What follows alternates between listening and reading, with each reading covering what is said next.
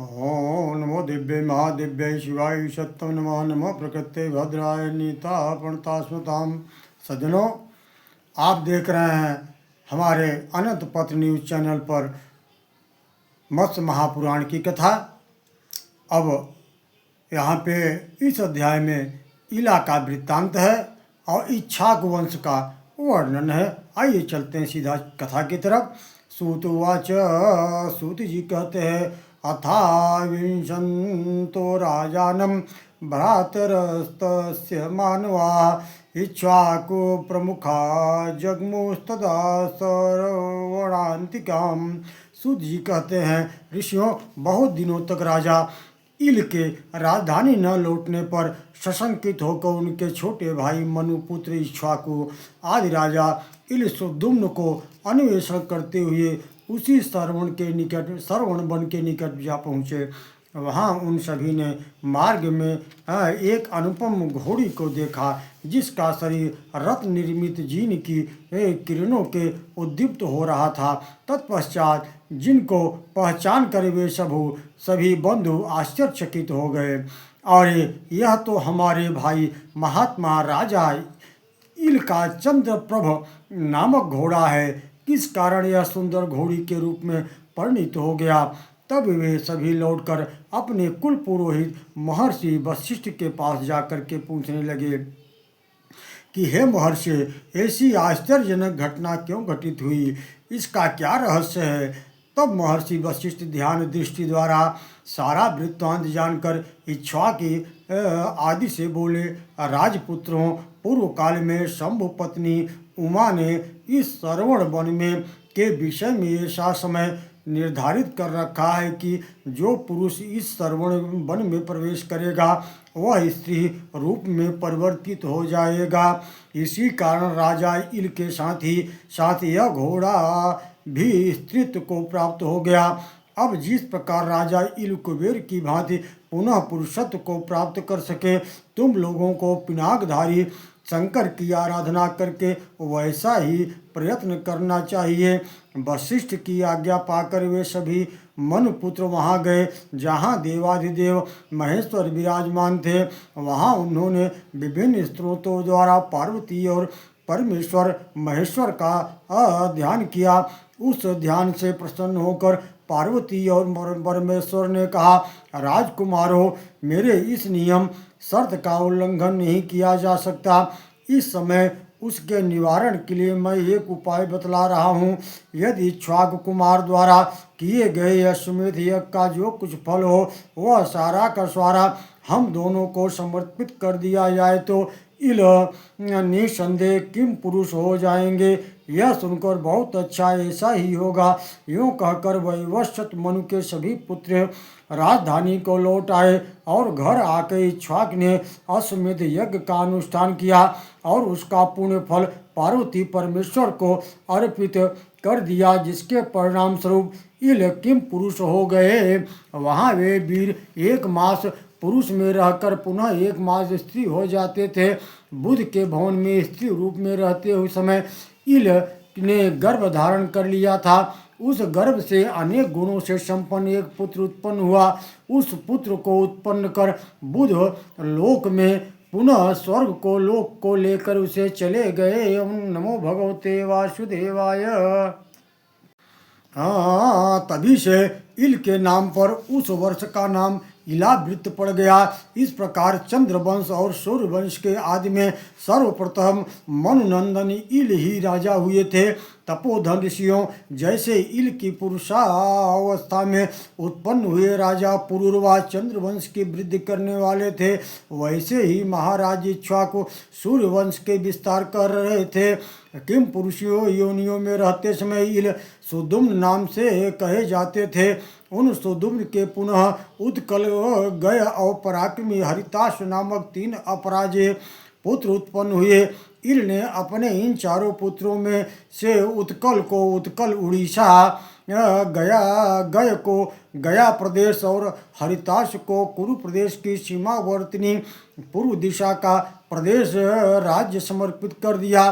तत्पश्चात अपने ज्येष्ठ पुत्र पुरुरवा का प्रतिष्ठानपुर में अभिषेक करके वे स्वयं दिव्य फलाहार का उपभोग करने के लिए इलावृत्य वर्ष में चले गए। सुदुम्न के बाद मनु के ज्येष्ठ पुत्र इक्ष्वाक मध्य देश के अधिकारी हुए। मनु के अन्य पुत्रों में नरिश्चंद के सुच नामक महाबली पुत्र हुआ। नाभाग के अम्बरीश और धृष्ट केतु, चित्रनाथ और रणधृष्ट नामक 3 पराक्रमी पुत्र हुए। सरयाद के अनर्थ नामक एक पुत्र और सुकन्या नामरी एक पुत्री हुई। अनार्थ के रोचमान नामक एक प्रतापी पुत्र हुआ। अनार्थ द्वारा शासित देश का नाम अनर्थ गुजरात पड़ा और कुशस्थली द्वारका नगरी उसकी राजधानी हुई। रोचमान का पुत्र रेवत हुआ, जो रैवत और कुकुमनी नाम से भी पुकारा जाता था और रोचमान के 100 पुत्रों में ज्येष्ठ था। उसको रेवती नाम की एक कन्या उत्पन्न हुई, जो भगवान बलराम जी की भार्या के रूप में विख्यात है। करुष के बहुत से पुत्र थे, जो भूतल पर कारुष नाम से विख्यात हुए। पृथ्वी गौ की हत्या करने के कारण गुरु के शाप से शूद्र हो गया। श्रेष्ठ ऋषियाँ, अब मैं तुम्हें इक्ष्वाकु वंश का वर्णन करने जा रहा हूँ। आप लोग ध्यान पूर्वक सुनिए। देवराज विकुक्षी इक्ष्वाकु के पुत्र के रूप में उत्पन्न हुए। वे इक्ष्वाकु के 100 पुत्रों में ज्येष्ठ थे। उन विकुक्षी के 15 पुत्र थे, जो सुमेरगिरि की उत्तर दिशा में श्रेष्ठ राजा हुए।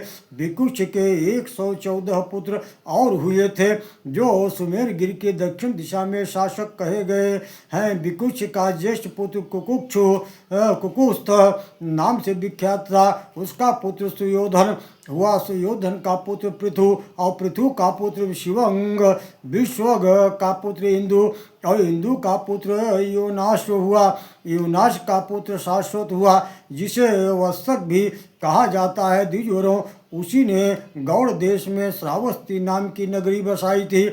श्रावस्त से बृहस्थ और उससे कुशलावश का जन्म हुआ, जो पूर्व काल में धुंध द्वारा मारे जाने के कारण धुंधमार नाम से विख्यात था।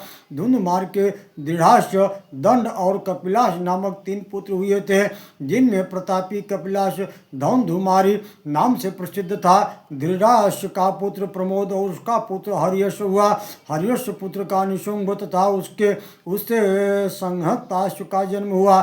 संहताश्व आकृताश्व और रणाश्व नामक 2 पुत्र हुए।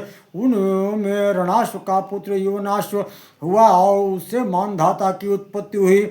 मानधाता के पुरुषकृत राजा धर्मसेन और शत्रुओं को पराजित करने वाले सुप्रसिद्ध प्रतापी मुचकुंद, ये 3 पुत्र हुए। उन्हें पुरुकृत का पुत्र नर्मदापति वसुध हुआ। उसका पुत्र संभूति हुआ और संभूति से त्रिधन्वा का जन्म हुआ। त्रिधन्वा से उत्पन्न हुआ पुत्र त्रियारुण नाम से प्रसिद्ध हुआ। उससे सत्यव्रत और सत्यव्रत से सत्यरथ का जन्म हुआ। सत्यरथ से हरिश्चंद्र और हरिश्चंद्र से रोहित से विक्र और विक्र से बाहु की उत्पत्ति हुई। बाहु के पुत्र राजा सगर, जो परम धर्मात्मा थे। उन सगर के प्रभाव भानुमती नाम वाली 2 पत्नियां थी। उन दोनों ने पूर्व काल में पुत्र की कामना से और अग्नि आराधना की। उनकी आराधना संतुष्ट होकर उन्हें यथेष्ट उत्तम वर प्रदान करते हुए और वर ने कहा, तुम दोनों में से एक को 60,000 पुत्र होंगे, दूसरी को केवल एक वंश प्रवर्तक पुत्र होगा। तुम दोनों में जिसकी इच्छा हो वह वैसा वरदान ग्रहण करे।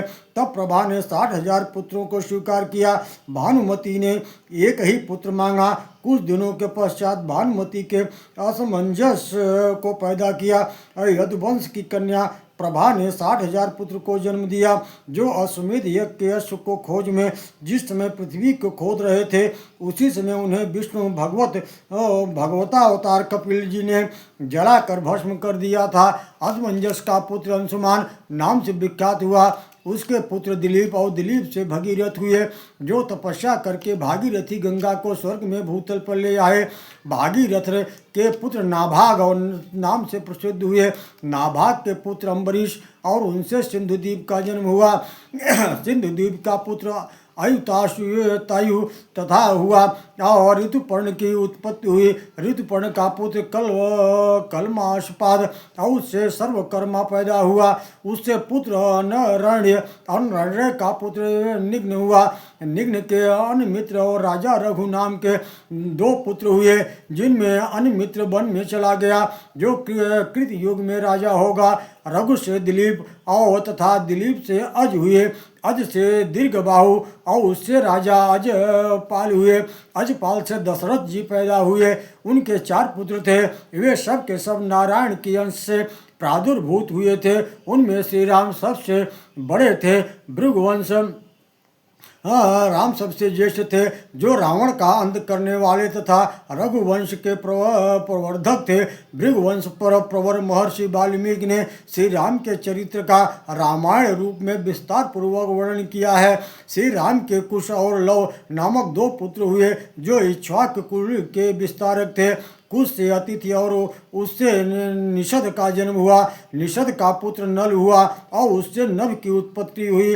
नभ से पुंडरीक का तथा उससे क्षेमधनवा का जन्म हुआ। क्षेमधनवा का पुत्र प्रतापी वीरवर देवानीक हुआ। उसका पुत्र ही नगु, उससे सहस्राक्ष का जन्म हुआ। सहस्राक्ष से चंद्रलोक, और उससे तारापीठ की उत्पत्ति हुई। तारापीठ से चंद्रागिरि, तथा उससे भानुचंद्र पैदा हुआ। भानुचंद्र का पुत्र श्रतायु हुआ, जो महाभारत युद्ध में मारा गया था। महर्षि कश्यप द्वारा उत्पन्न हुए इस वंश में नल नाम से 2 राजा विख्यात हुए। उनमें एक वीरसेन का पुत्र तथा दूसरा राजा निषद का पुत्र था। इस प्रकार वैवस्वत वंशी महाराज इक्ष्वाकु के वंश में उत्पन्न होने वाले ये सभी राजा अतिशय दानशील थे। मैंने इन मुख्य रूप से इनका वर्णन किया गया है। सज्जनों, यह नमो दिव्य महादिव्य शिवाय सत्यम नमः। नमः प्रकृते भद्राय नीता प्रणता स्मताम। इस प्रकार से मत्स्य महापुराण में सूर्यवंशानुकीर्तन नामक यह अध्याय यहीं पूर्ण होता है। अब मैं पुनः आप लोगों के समक्ष दूसरे अध्याय की कथा लेकर के आपको उपस्थित रहूँगा।